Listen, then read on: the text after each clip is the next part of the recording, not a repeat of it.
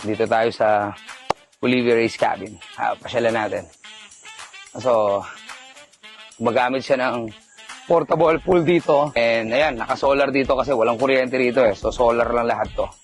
Ito yung pool nila. Malinis ang tubig. Filter lang ang ginagamit dito. Then, lagi lang mine-maintain to. Alam po, matagal na itong tubig na to. Hindi pa napapalitan to.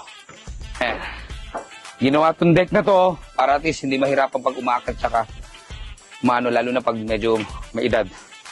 May kasamang ladder to pero pinagawa natin ng ganito para at least hindi nahihirapan pag umaakit.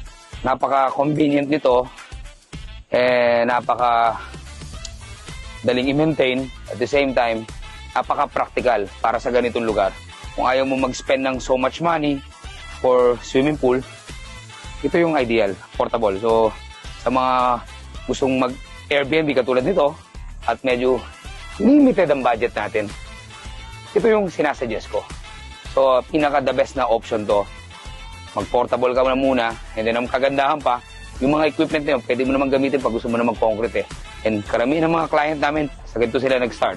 Okay, kumpleto tayo lahat yan. Mula filter, motor, lahat yan standard. And we also have installation and conversion kasi kailangan maayos yung pagkaka-install nito. And you have to remember, hindi lang pulang kailangan mo. May mga accessories pa to, may mga filter, may mga rubber mats na kailangan mo i-consider pag nag-install. Hindi lang to basta ano lang. So if gusto mong tumagal to, gusto mong tumagal yung tubig mo, tumagal yung pool mo, you have put all the necessary materials or necessary accessories para tumagal yung pool mo. Like the mats, the filtration, and all the things that you need. Okay? So alam niyo na kung kanino hanapin. Ito ulit si Tito Sai at your service.